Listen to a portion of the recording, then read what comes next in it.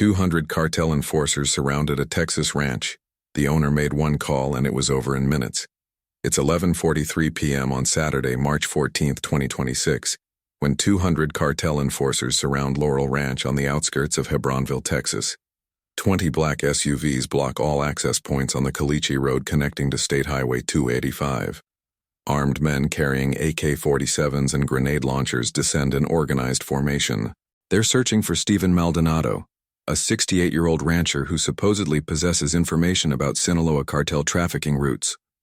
What these 200 sicarios don't know is that the quiet old man who raises cattle and grows hay is the only person in Texas who can make one phone call and disappear an entire army in less than 8 minutes. The air smells of dust, burnt diesel, and imminent violence. What happens in the next few minutes will change the balance of power in South Texas forever. Stephen Maldonado has been living at Laurel Ranch for 34 years. The property spans 116 acres of farmland, 180 head of cattle, a main adobe house with a red tile roof. The ranch is located exactly at mile marker 14.7 on the county road running from Hebronville toward Falfurrias. 2 miles of dirt road separated from the paved highway. It's a remote, quiet place, perfect for someone seeking isolation. Mr. Stephen has completely white hair, large calloused hands, a back slightly bent from decades of work. He always wears work boots, worn jeans, plaid shirts. He speaks little, smiles less. To the few neighbors he has miles away, he's simply Mr. Stephen, the solitary rancher who lost his wife 12 years ago. The truth is more complicated. Stephen Maldonado was a colonel in the United States Army for 28 years. He served in combat zones, coordinated counter-narcotics operations, trained elite battalions. He retired in 2000 with full honors. He wanted peace. He wanted silence. He wanted to raise cattle and forget the 47 operations where he'd watched good men die. But there are things a soldier never forgets. Protocols, hierarchies, emergency codes. Mr. Stephen maintains connections with people who now occupy the highest ranks of the U.S. military structure. Generals, regional commanders, intelligence coordinators, men who were his subordinates 20 years ago and who now direct operations across the country. That invisible network is what the 200 sicarios are about to discover. Mr. Stephen is in his kitchen when he hears the engines. It's 11:43 p.m. He's preparing coffee in an enamel pot on the gas stove. He's wearing pajama pants and a white t-shirt, barefoot. The radio plays country music at low volume. 2 German shepherds, captain and sergeant, rest near the door. The dogs raise their ears simultaneously. A low growl comes from Captain's throat. Mr. Stephen immediately turns off the stove. He walks to the window without turning on additional lights. He moves the faded cotton curtain. He sees lights. Many lights. SUV headlights approaching on the road from 3 different directions. He counts mentally. 1, 2, 5, 10, 15, 20 SUVs. Maybe more behind them. This isn't a common extortion. This is a military operation. Mr. Stephen moves away from the window with calm movements. There's no panic in his gestures. He's been in worse situations. He walks to his bedroom with measured steps. The dogs follow him alertly. He opens the dresser drawer where he keeps underwear and socks. Underneath everything is an Iridium 9575 Extreme satellite phone, black, compact, with a fully charged battery. He bought it 8 years ago after 3 sicarios tried to kidnap his nearest neighbor. Since then, he's kept it functional, tests it every month, has never needed it, until now. He hears voices outside, shouted orders, engines turning off, SUV doors closing, footsteps on dry earth. Mr. Stephen calculates. 200 men, maybe more. Heavy weaponry, tactical coordination. He returns to the kitchen. The coffee in the pot still steams. He pours a cup calmly, takes a sip. Bitter, strong, just how he likes it. He places the cup on the rustic wooden table he built 15 years ago. He takes out the satellite phone, turns on the device. The screen illuminates with pale green light. He searches the saved contact list. There are only 5 numbers. He selects the first one. The call takes 4 seconds to connect. On the other end, a male voice answers. Firm. Alert. Colonel Maldonado. Mr. Stephen smiles slightly, hearing his old rank. General Ochoa. Sorry to bother you at this hour. Brief silence. Then immediate recognition. Mr. Stephen. What do you need? I have approximately 200 sicarios surrounding my ranch. Jalisco Cartel, I assume, heavy weaponry. They came to kill me or take me. Another silence. Shorter. Exact location? Laurel Ranch, mile marker 14.7 on Hebronville, Falfurrias County Road. Coordinates 27.2458 north latitude, 98.6234 west longitude. Mr. Stephen hears computer keys on the other end. General Ochoa is verifying the location in real time. Confirmed. Are they inside your property? Not yet. They're surrounding the perimeter. I have maybe 3 minutes before they break down the doors. Understood. Don't leave the ranch. Turn on all exterior lights. Stay in communication. 8 minutes. The call ends. Mr. Stephen stores the phone in his pajama pants pocket. He walks to the electrical panel next to the back door. He flips all the switches. The ranch's exterior lights turn on.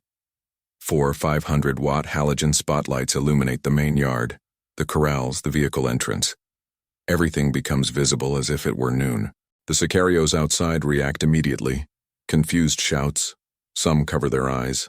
Others aim their weapons at the lights. Mr. Stephen returns to the kitchen. He sits in his usual chair, takes another sip of coffee, waits. Outside, the sicario commander, a 37-year-old man known as El Relampago, Lightning, watches the lights turn on with a confused expression. What the hell was that? He asks his second-in-command. The old man turned on the lights, boss. And why does he want us to see him better? Is he crazy? Lightning has been working for the Jalisco Cartel for 11 years. He's coordinated kidnappings, executions, operations against rival cells. Tonight he received direct orders from one of the plaza bosses. Surround Laurel Ranch. Capture Stephen Maldonado alive if possible. Interrogate him about alleged meetings with Sinaloa cartel operators. If he resists, eliminate him. Record everything. Lightning organized the operation like a military invasion. 200 men, his best elements, 20 SUVs, enough weapons to take over a small town. They blocked all access points, cut cell phone communications with signal jammers, verified there were no military checkpoints within 30 miles. Everything calculated, everything perfect. Except the old man inside just turned on the lights as if he were receiving visitors. Alpha team, enter from the front. Bravo team, surround from the back. Charlie team, secure the stables. I want that old man alive in 5 minutes. Lightning orders by radio. 50 sicarios advance toward the main house. 30 more surround the auxiliary buildings. The rest maintain exterior perimeter. They move with professional coordination. If you want to know how this story ends, subscribe to the channel. The ranch's main door is solid wood with wrought iron reinforcements. 3 sicarios prepare to knock it down.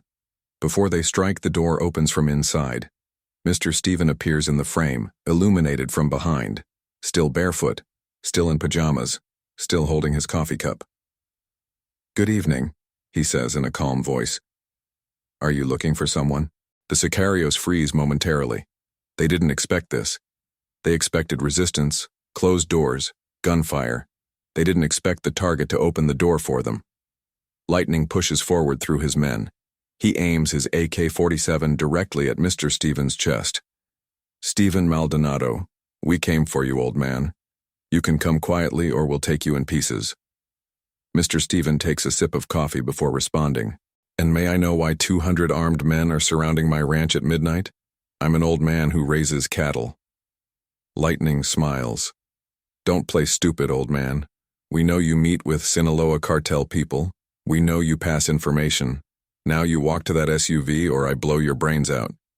Mr. Stephen nods slowly. I understand. Will you let me finish my coffee first? Lightning lowers his weapon slightly. This old man is either crazy or has the biggest balls he's ever seen.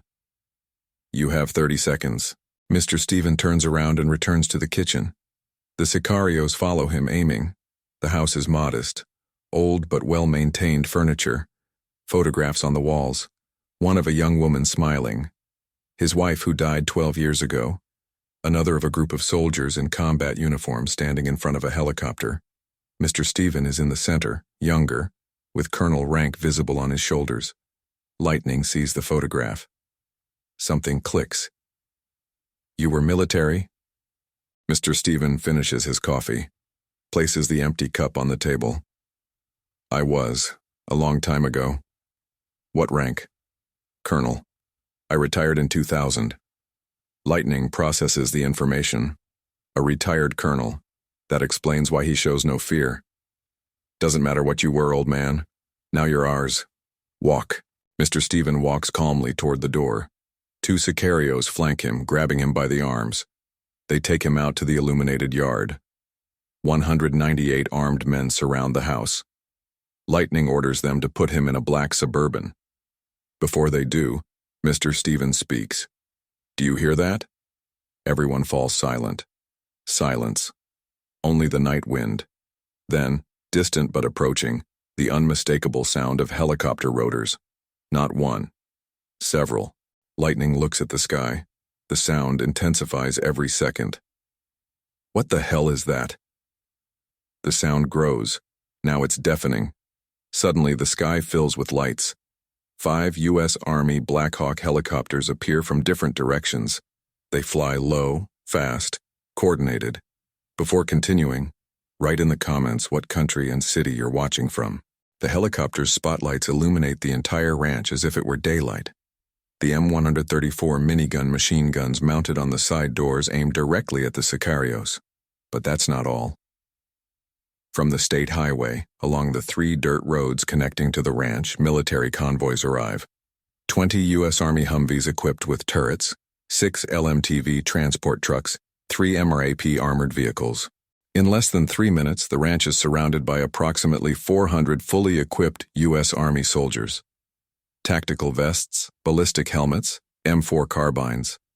They move with absolute military precision, forming an impenetrable cordon around the 200 sicarios, who are now trapped. The helicopters descend, creating clouds of dust. From them, more soldiers descend, elite troops from Army Special Forces. An amplified voice resonates from one of the helicopters. United States Army, drop your weapons immediately. Place yourselves face down on the ground, hands behind your head. This is your only warning. Lightning looks at Mr. Stephen with an expression of absolute disbelief. What did you do, old man? Mr. Stephen looks at him with those calm eyes of someone who has seen everything. I made a call. Lightning feels panic spreading among his men. The sicarios look everywhere, searching for escape. There is none. They're completely surrounded. 400 soldiers against 200 sicarios. Numerical superiority, tactical superiority, weapon superiority. Don't drop your weapons, Lightning shouts to his men. They'll take us all to military prison. Better to die here. Some sicarios obey. Others aren't so sure. They've seen what happens in military prisons. They've heard the stories. Lightning grabs Mr. Stephen by the neck and puts him in front as a human shield. He presses the barrel of his AK-47 against the old man's temple. Stop, he shouts toward the helicopters. I have the old man. If you don't retreat, I'll kill him right here. The helicopters don't move. The soldiers don't lower their weapons. A different voice speaks through the loudspeaker. Voice of command, voice of absolute authority. Cartel Commander, I am Major General Arthur Ochoa, Commander of Joint Task Force South. Release Colonel Maldonado immediately. Lightning feels sweat running down his back. I don't give a damn who you are. I told you to retreat or I'll kill him. Mr. Stephen speaks in a calm voice despite the weapon against his head. They're not going to retreat, son. You're surrounded by 400 soldiers. You have no way out. You have 2 options. Release me and surrender, or kill me and die in the next 5 seconds along with all your men. Lightning presses the weapon harder. Shut up, old man. Think carefully. If you kill me, there's no negotiation. General Ochoa gave orders to capture alive if possible. But if I die, that order changes to immediate elimination. 200 sicarios against 400 elite soldiers. How many do you think will survive? Lightning looks around. His men are terrified. Some are already lowering their weapons. Others cry openly. The youngest tremble so much they can barely hold their rifles. General Ochoa's voice resonates again. You have 30 seconds to release Colonel Maldonado. After that, we open fire. Mr. Stephen feels the weapon barrel trembling against his temple. Lightning is losing control. Desperate men do stupid things. Listen well, son, Mr. Stephen says in a low but firm voice. Arthur Ochoa was my subordinate for 8 years. I trained him personally. I taught him everything he knows about military tactics. If I die, he's going to avenge my death by eliminating not just you, but your entire cell, your families, everyone you know. He has that capability and that will. But if you release me now, there's a possibility you'll survive. Prison, yes. But life. Lightning breathes heavily. Calculates options. All are bad. How do I know they won't kill me anyway? You don't. But if you kill me, it's certain. If you release me, maybe. If I were you, I'd choose maybe over certain. 20 seconds have passed. 10 seconds, the amplified voice announces. The sicarios start dropping their weapons. One by one. First the youngest, then the veterans. They kneel, place their hands behind their heads. They understand this is over. 5 seconds. Lightning looks at his surrendered men, looks at the helicopters, looks at the miniguns that can fire 6,000 rounds per minute, makes the final calculation. He releases Mr. Stephen, lowers his weapon, kneels. We surrender.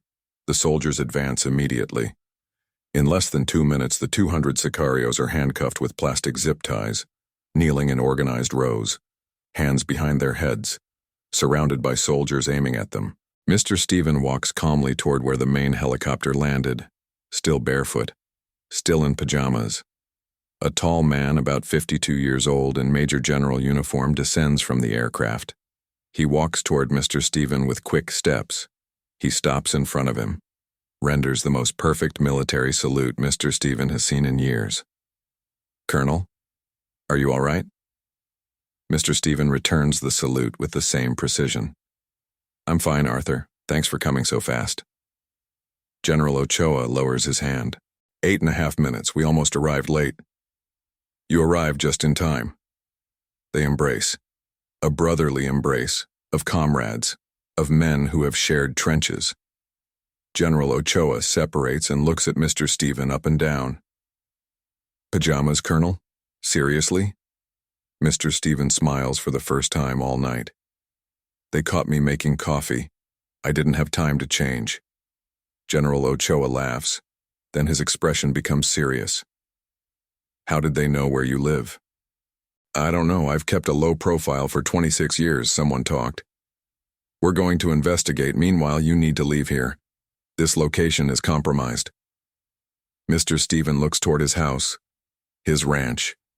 34 years of life. 34 years of peace. For how long? Until we find the leak and eliminate the threat. Weeks, maybe months. Mr. Stephen nods slowly. He knew this day could come. That's why he kept the satellite phone. That's why he kept the contacts active. That's why he never completely lowered his guard. I need to pack some things. You have 10 minutes, then we take you to a military base. Complete protection. Mr. Stephen walks back to his house escorted by 4 soldiers.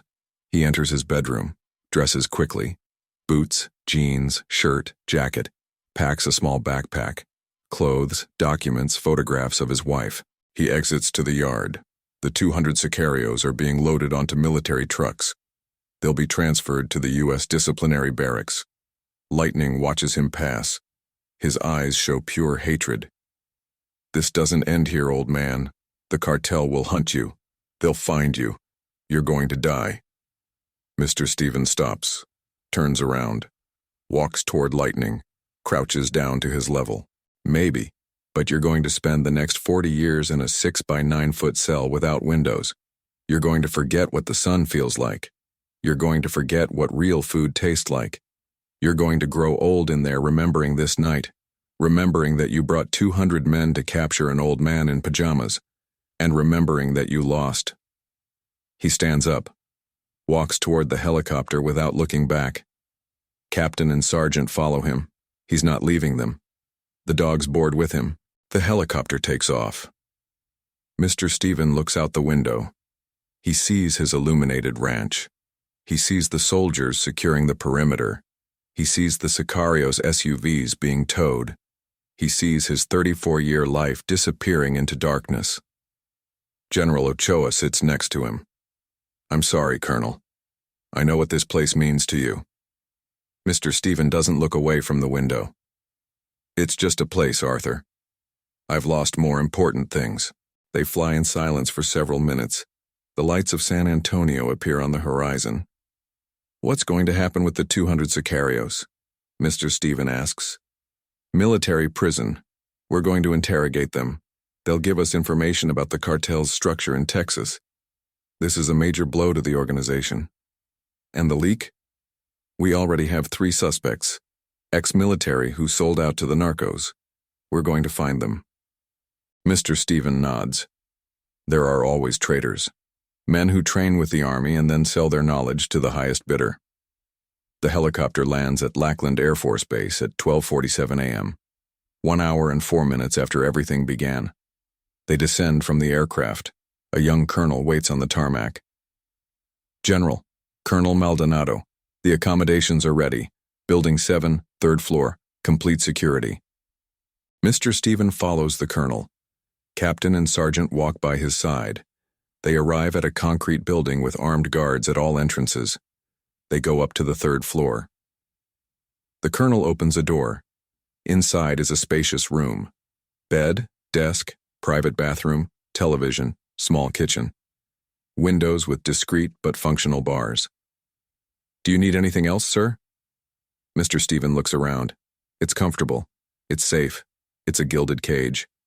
"Coffee, if you have good coffee." The colonel smiles. "I'll bring you a coffee maker and premium coffee in 10 minutes. He withdraws, closing the door. Mr. Stephen hears the lock activate from outside. He sits on the bed. Captain and sergeant lie at his feet. He pets them. "Well, boys, looks like we're moving again." He takes out his satellite phone. It still has battery. He turns it off, stores it in his backpack. He lies down fully clothed, staring at the white ceiling. He thinks about the 200 Sicarios. He thinks about lightning. He thinks about how a simple 68-year-old rancher ended a narco army with a single phone call. He thinks about the 28 years he served in the army, the men he trained, the favors he accumulated, the loyalties he built. All of that had been dormant for 26 years. Tonight it awakened. And the cartel just learned a lesson they'll never forget. Some quiet old men are dangerous precisely because they're quiet. What would you have done in his place? Tell us in the comments. At 6 a.m. on Sunday, Mr. Stephen wakes to the sound of military boots in the hallway. Someone knocks on the door 3 times. "Come in." General Ochoa enters with a tray. Steaming coffee, pastries, sliced fruit. "Good morning, Colonel. I brought breakfast." Mr. Stephen sits up. Captain and sergeant raise their heads. "Thanks, Arthur. You didn't have to bother." The general places the tray on the desk, sits in the chair. "We have information. The interrogation started 3 hours ago." Mr. Stephen pours coffee into 2 cups the general brought. "And what did they say?" "Lightning is singing everything. Names, locations, routes. He says he received direct orders from Rudy Escalante, Jalisco Cartel Plaza boss in South Texas." Mr. Stephen takes a sip of coffee. He recognizes the name. "Escalante, former Army sergeant, deserted in 2015. "Exactly. He was the one who ordered the operation against you. But there's more. The leak came from inside." Mr. Stephen puts the cup on the table. "Who?" "Captain Herbert Solis worked in intelligence, sold your location to the cartel for $25,000. The name hits Mr. Stephen like a punch. Herbert Solis. He remembered him. A brilliant, dedicated kid. He had personally recommended him for intelligence 15 years ago. Where is he now? We arrested him at 4 a.m. He's in a cell awaiting court-martial. Mr. Stephen closes his eyes. Betrayal hurts more when it comes from someone you trusted. Can I see him? General Ochoa looks at him surprised. Are you sure? I need to understand why. 30 minutes later, Mr. Stephen walks through the hallways of the military detention building. Armed guards escort him. They arrive at a cell with a steel door. The guard opens it.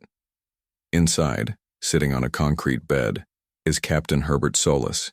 He's 41 years old but looks 50. Deep bags under his eyes, several days' beard, trembling hands. He looks up when Mr. Stephen enters. His eyes immediately fill with tears. Colonel, Mr. Stephen remains standing in front of him, says nothing, just looks at him. Herbert lowers his head. I'm sorry. I'm so sorry. Why? The question is simple, direct. Herbert wipes the tears with the back of his hand. Debts. My daughter needed an operation.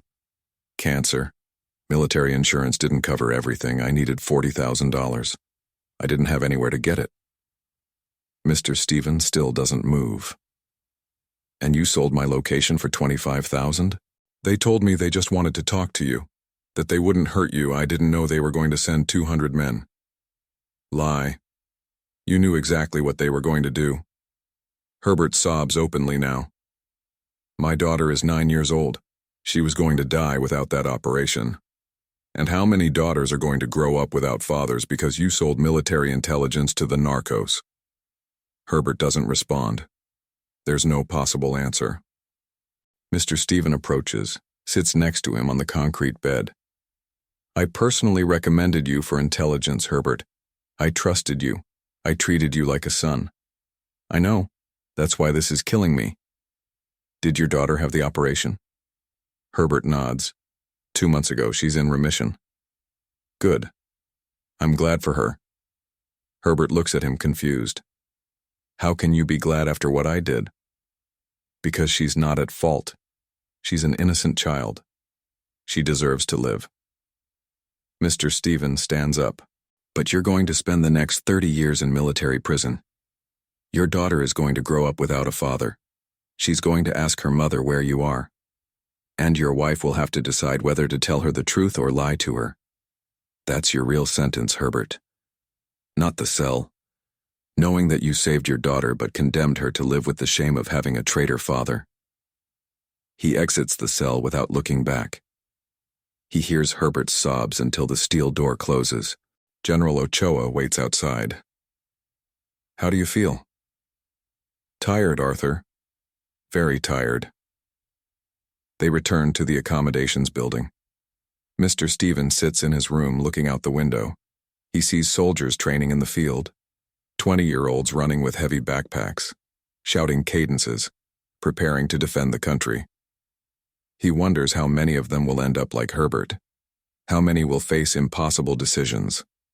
How many will choose the easy path? At 2 p.m., General Ochoa returns with more news. We have Rudy Escalante's location, safe house in Laredo. We're doing an operation tonight. Mr. Stephen nods. How many men? 100. Complete Special Forces unit, 3 helicopters, ground support. Do you want me to go? General Ochoa looks at him surprised. Colonel, you're retired. You don't have to. That son of a bitch sent 200 men to kill me in my own home. I want to see him when he's arrested. The general smiles. We leave at 8 p.m. At 8 p.m., Mr. Stephen is fully equipped. Combat uniform they brought him specially. Tactical vest. Helmet. He's not carrying a weapon. He doesn't need it. He's not going to fight. He's just going to observe. He boards the Black Hawk helicopter along with General Ochoa and 12 elite soldiers. 2 more helicopters follow them. They fly low over the dark South Texas fields. General Ochoa reviews maps on a tablet. The house is on the outskirts of Laredo. Santa Maria Avenue 847, 3 levels, high walls, armed security. We estimate 30 sicarios inside. Is Escalante confirmed? Intelligence located him 4 hours ago. He's still there. Mr. Stephen looks out the window. The lights of Laredo appear in the distance. The helicopter descends to 650 feet, maintains altitude to avoid alerting. The other 2 helicopters position on flanks. On the ground, 50 soldiers in Humvees already surround the block. They cut electricity, blocked streets, silently evacuated neighboring houses. General Ochoa speaks by radio. All teams in position. We initiate in 60 seconds. Mr. Stephen feels the adrenaline. It's been 26 years since he participated in an operation. The body remembers. The training never disappears. 30 seconds. The soldiers check their weapons, adjust their helmets, prepare. 10 seconds. The helicopter descends rapidly. The other two as well. Now! The 3 helicopters land simultaneously in the street in front of the house. Soldiers jump before they touch ground. They run toward the entrance in perfect tactical formation. Controlled explosion blows open the main door. Flashbang grenades enter first. Deafening detonations, blinding lights. Soldiers enter shouting. U.S. Army, on the ground, hands behind your head. Shots from inside. The sicarios respond. Bursts of AK-47 against M4 carbines. It lasts 90 seconds. When it ends, 8 sicarios are dead. 22 arrested. 0 military casualties. General Ochoa descends from the helicopter. Mr. Stephen follows him. They enter the house. It smells of gunpowder and blood, riddled walls, destroyed furniture, broken glass. On the second floor, in a room with a king-size bed and 75-inch television, they find Rudy Escalante. He's alive, wounded in the right shoulder. 3 soldiers have him immobilized. General Ochoa stands in front of him. Rudy Escalante, former deserter sergeant, Jalisco Cartel Plaza boss. Escalante spits blood. Go to hell. General Ochoa grabs him by the hair. Last night you sent 200 men to kill a civilian. Do you know who he was? Escalante laughs with difficulty. Some damn old man, nothing more. The general releases him, steps aside. Mr. Stephen steps forward. Escalante sees him, his eyes open with recognition. You. Mr. Stephen kneels to his level. Me, the damn old man. Escalante tries to move, but the soldiers hold him firmly. You were my instructor at Fort Sam Houston 18 years ago. Mr. Stephen studies him. Now he remembers. A problematic kid, skillful but undisciplined. I expelled you from the advanced course for insubordination. You ruined my career. You ruined yourself. I just applied the rules. Escalante spits toward Mr. Stephen. The saliva mixed with blood falls on the floor. Because of you, I ended up selling drugs. Because of you, I killed people.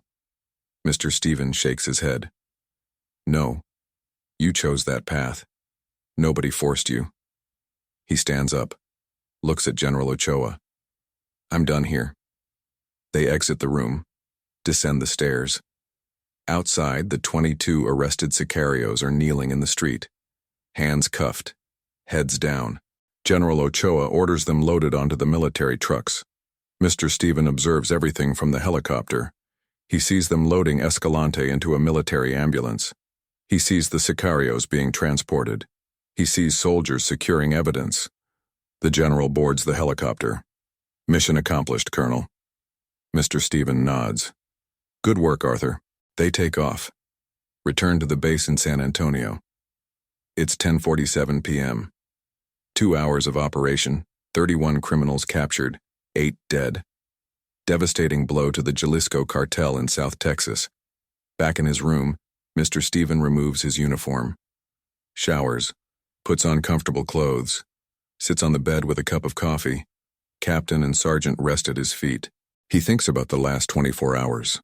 200 sicarios surrounding his ranch. A phone call. 400 soldiers responding in 8 minutes. A traitor arrested. A plaza boss captured. All for maintaining contacts. All for not forgetting who he was before being a rancher. He touches his satellite phone, turns it on. Reviews the other 4 saved numbers. 4 more generals. 4 friends of decades. 4 men who would respond just as quickly. He turns off the phone, stores it. He lies down staring at the ceiling. Tomorrow he'll talk with General Ochoa about returning to his ranch, about recovering his quiet life, about going back to being just Mr. Stephen, the rancher who raises cattle. But tonight, for the first time in 26 years, he feels like Colonel Stephen Maldonado again. And that feeling, he discovers, isn't entirely unpleasant. At 6 a.m. on Monday, Mr. Stephen wakes to knocking on the door. General Ochoa enters with a grave expression. "We have a problem." Mr. Stephen sits up immediately. "What happened?" "The cartel put a price on your head, $250,000. It's already leaked throughout South Texas." Mr. Stephen stands up, walks to the window. "That was to be expected. We took 200 men in one night. There's more. We intercepted communications. They're going to try something big. Direct revenge." Mr. Stephen turns around. "Against whom?" The general hesitates before responding. "Against your family." Mr. Stephen feels the floor move beneath his feet. "I don't have family. My wife died 12 years ago. Your sister, Lupe Maldonado, lives in San Antonio with her 2 children." Mr. Stephen closes his eyes. "Lupe. It's been 3 years since he saw her. They grew distant after his wife's death, but she's still his sister." "Where is she now?" "At her house. Independence Street 1534, Alamo Heights. We already sent protection. 4 soldiers in civilian clothes. But we need to move her." Mr. Stephen dresses quickly. "Take me to her." 20 minutes later, an armored Suburban parks in front of a 2-story house with pink stone facade. Mr. Stephen descends, escorted by 6 soldiers. He knocks on the door. A 64-year-old woman opens. Black hair with gray-green eyes identical to Mr. Stephen's. She freezes seeing him. "Stephen." "Lupe, we need to talk." She lets him in. Inside are 2 young people. A 22-year-old boy and a 19-year-old girl. His nephew and niece, Frank and Marisol. The 4 civilian-clothed soldiers who were already protecting the house stand at attention seeing Mr. Stephen. "Colonel." Lupe looks at her brother with a shocked expression. "What's happening? These men arrived at 5 a.m. saying we were in danger." Mr. Stephen sits on the sofa. He explains everything.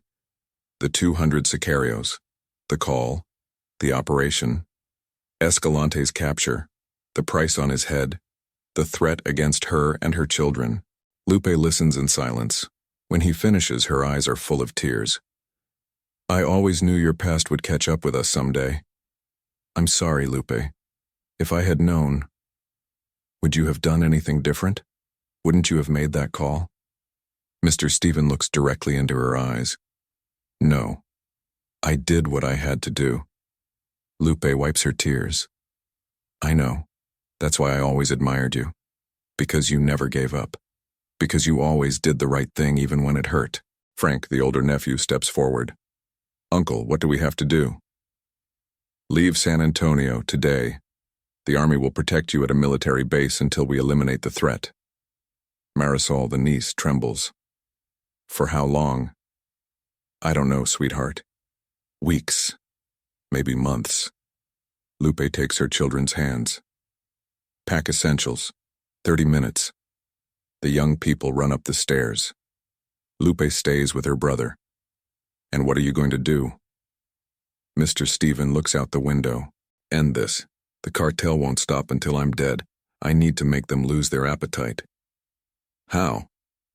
"By demonstrating that attacking me costs more than it's worth." Half an hour later, Lupe and her children board the armored Suburban. Soldiers in 3 more vehicles escort them.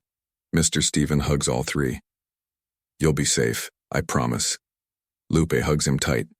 "Be careful, little brother. I already lost my sister-in-law. I don't want to lose you too." The vehicles drive away. Mr. Stephen watches them leave until they disappear. General Ochoa approaches. They're on their way to Fort Hood, maximum security. "Thanks, Arthur. Now let's talk about you. You can't stay in San Antonio. The cartel knows you're here." Mr. Stephen nods. "What do you propose?" "Fort Sam Houston. Nobody touches you there." Mr. Stephen shakes his head. "I'm not going to hide while the cartel threatens my family." "Then what do you want to do?" Mr. Stephen looks at the general with those eyes that have seen 47 operations. "I want you to organize a meeting with all regional commanders from Texas, New Mexico, and Arizona, tonight. General Ochoa understands immediately. You're going to coordinate a major operation, the biggest they've ever seen. If the cartel wants war, I'm going to give them war. At 8 p.m., Mr. Stephen is in the operations room of Joint Task Force South. In front of him are 12 commanders, generals, colonels, lieutenant colonels, the men who control military forces in 3 states. Mr. Stevens stands in front of a giant map of Texas projected on the wall. Gentlemen, the cartel put a price on my head, $250,000. They threatened my family. They sent 200 sicarios to kill me at my ranch. The commanders listen in silence. This isn't just against me, it's a message. They're saying they can attack retired military, they can threaten families, that there are no consequences. Mr. Stephen points at the map. We're going to demonstrate they're wrong. During the last 12 hours, military intelligence identified 47 cartel targets in Texas. Safe houses, warehouses, operation centers. Tonight we're going to hit all 47 simultaneously. One of the generals steps forward. Colonel Maldonado, that requires coordinating more than 1,000 soldiers. It's a massive operation. I know. That's why I need all of you. Each one takes 4 targets. We coordinate the attacks for 2 a.m. We hit everything at the same time. The cartel won't know where to respond first. Another commander speaks. Is this authorized by the Department of Defense? General Ochoa responds. Already approved. Green light from the Pentagon. They consider this a national priority. The 12 commanders look at each other. They nod one by one. We're with you, Colonel. During the next 5 hours, they plan every detail. Routes, teams, weaponry, contingencies. Mr. Stephen coordinates everything as if he'd never retired. His military mind functions perfectly. At 1:30 a.m., 200 soldiers are positioned at 47 different locations. They await the order. Mr. Stephen is in the command helicopter with General Ochoa. They monitor everything from the air. At exactly 2:00 a.m., Mr. Stephen gives the order. All teams, execute now. 47 simultaneous operations explode across Texas. Doors knocked down, flashbang grenades, soldiers entering in tactical formation. Sicarios arrested, drugs seized, weapons secured. In 90 minutes, all 47 targets are neutralized. 234 sicarios arrested, 52 dead who resisted, 3 tons of cocaine seized, 180 weapons secured, $600,000 confiscated. The most devastating blow against the Jalisco cartel in Texas history. Mr. Stephen observes the reports arriving, one after another. Success, success, success. General Ochoa looks at him with admiration. We did it, Colonel. Mr. Stephen nods. This is just the beginning, Arthur. Now comes the important part. Which? Sending the right message. At 6 a.m. on Tuesday, all media outlets in the United States report the news. Massive U.S. Army operation. 47 targets. 286 sicarios captured or killed. Historic blow against the Jalisco cartel. But there's a detail only a few know. The operation was coordinated by a retired 68-year-old colonel who lives on a ranch, a man the cartel tried to kill and who responded by dismantling half the cartel's structure in a single night. In the Jalisco cartel's central offices, the main bosses meet in emergency. They're furious. They're scared. They lost 486 men in 3 days. They lost territories. They lost money. They lost power. The supreme boss, a man known only as the boss, pounds the table. Who is this old man? One of his lieutenants responds. Stephen Maldonado, former Army colonel, retired 26 years ago, lives on a ranch near Hebronville. And why the hell didn't anyone know he was military? He kept a low profile, very low, never caused problems, never called attention. The boss walks in circles. We sent 200 men and he called the army. We captured Escalante and he coordinated 47 operations. This old man is destroying us. What do we do, boss? The boss stops, looks at his men. Nothing. Everyone looks at him confused. Nothing? We leave the old man alone. We withdraw the price on his head. We cancel any operation against him or his family. But boss, listen well, idiots. This old man has contacts throughout the entire U.S. Army. He has power we don't understand. If we keep attacking him, he's going to finish destroying us. We already lost almost 500 men. How many more do you want to lose? Absolute silence. We sent soldiers to kill a rancher and the entire army came down on us. Let's learn the lesson. There are old men it's better to leave alone. The order transmits throughout the entire cartel structure. Stephen Maldonado is untouchable. His family is untouchable. Nobody looks for him. Nobody mentions him. Nobody touches him. What would you have done in his place? Tell us in the comments. 3 weeks after the massive operation, Mr. Stephen returns to Laurel Ranch. The afternoon sun illuminates the hayfields he hasn't seen in almost a month. He descends from the armored Suburban escorted by General Ochoa and 4 soldiers. The ranch is exactly as he left it. The adobe house with red tile roof, the corrals with 180 head of cattle, the stables, everything intact. Captain and sergeant jump from the vehicle, running everywhere, smelling, recognizing their territory. "Are you sure about this, Colonel?" asks General Ochoa. Mr. Stephen looks around, breathing deeply. "This is my home, Arthur. I'm not going to let them take it from me. The cartel canceled the price on your head. Our sources confirmed they gave orders not to touch you, but that can change." "I know. That's why I accept permanent surveillance." The general points toward 3 different directions. In each one are men in civilian clothes, undercover soldiers. 6 men in 12-hour shifts, disguised as field workers, delivery drivers, neighbors. You'll never see them, but they'll always be there. Mr. Stephen nods. "Thanks. And you have this." The general hands him a new cell phone. "Direct line. Press the red button and in 8 minutes support arrives. It's connected to satellite. Works without tower signal." Mr. Stephen stores the phone in his pocket. "I hope I never have to use it." "Me too, Colonel." They embrace. The general and his soldiers board the vehicles. They drive away on the dirt road, raising dust. Mr. Stephen remains alone, standing in front of his house. Well, not exactly alone. 6 invisible soldiers watch him. Captain and sergeant are with him. And at a military base at Fort Hood, his sister and nephew and niece wait protected. He enters the house. It smells closed, abandoned. He opens windows, lets in fresh air, checks each room. Everything is in order. He goes to the kitchen. The enamel pot where he was making coffee that night is still on the stove. He takes it, washes it, puts fresh water, lights the fire. While the coffee boils, he sits in his usual chair, looks out the window toward the fields. The hay needs attention. The cattle need checking. Ranch life continues. The coffee is ready. He pours a cup, drinks it slowly. It tastes like normalcy, like routine, like peace. His satellite phone vibrates.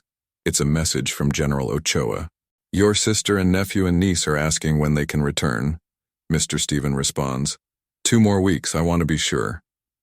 "Understood." He stores the phone, finishes his coffee, stands up. He has work to do. 34 years of life on this ranch don't stop because of narcos. He exits to the yard. The sun is setting. Orange and pink sky.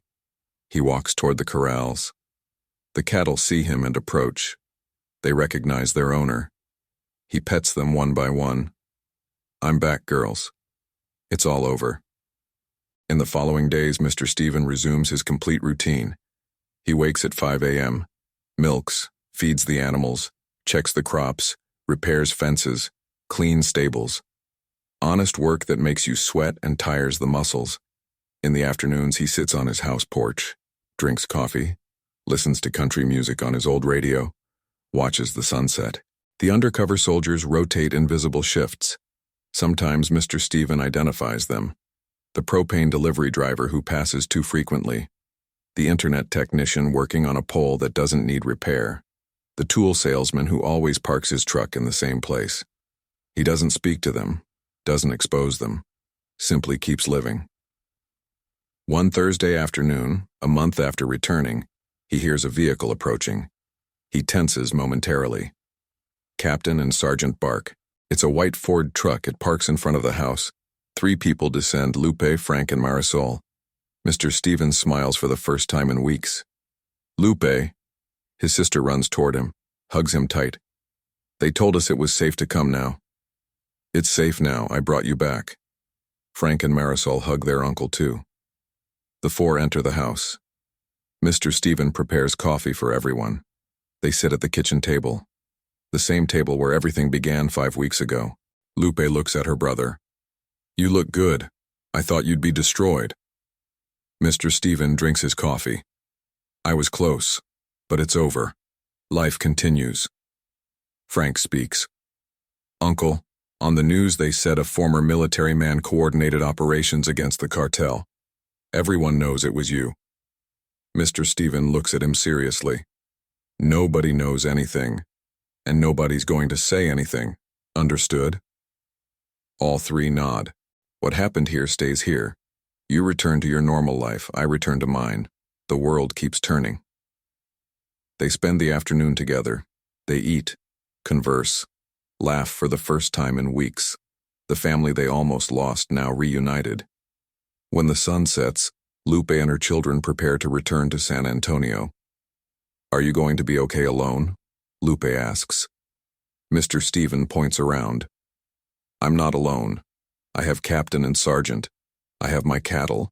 I have my land. And I have invisible protection. Lupe hugs him one last time. Come visit us soon. Don't let 3 years pass again. I promise. He watches them leave. The dust from their truck disappears on the horizon. Mr. Stephen returns to his house, turns on the radio, pours coffee, sits in his chair looking out the window. 2 months later, life at Laurel Ranch is completely normal.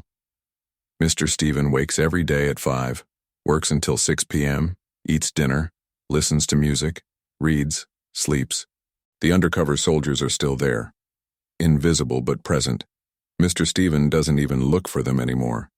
He simply lives knowing they're there. The cartel never returned. The order to leave him alone remains in effect. The cartel bosses learned their lesson. Some old men cost more than they're worth. One afternoon, Mr. Stephen receives a call on his satellite phone. Colonel, this is General Ochoa. Arthur. What happened? Nothing bad. Just wanted to inform you. Captain Herbert Solis was sentenced. 30 years in military prison without possibility of reduction. Mr. Stephen remains silent. How's his daughter? In complete remission. She's going to live. Good. That's good. Do you want me to send him your regards? No, it's better this way. He hangs up, looks out the window, thinks about Herbert, about the decisions we make, about the prices we pay. His daughter will live, but she'll grow up without a father. She'll know the truth someday. She'll carry that shame. Mr. Stephen wonders if the girl's life was worth the betrayal. Probably yes. A father would do anything for his daughter, even betray.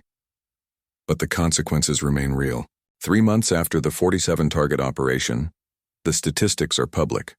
The Jalisco cartel lost 60% of its operational capacity in Texas. Extortions dropped 70%. Kidnappings 80%.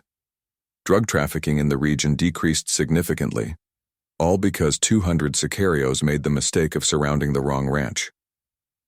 Mr. Stephen reads these statistics in a newspaper he bought in Hebronville. He smiles slightly, folds the newspaper, uses it to light the fire in his stove. The smoke rises. The words become ashes. One December afternoon, 6 months after everything, Mr. Stephen is repairing a fence when he sees an unknown truck approaching. The undercover soldiers immediately alert.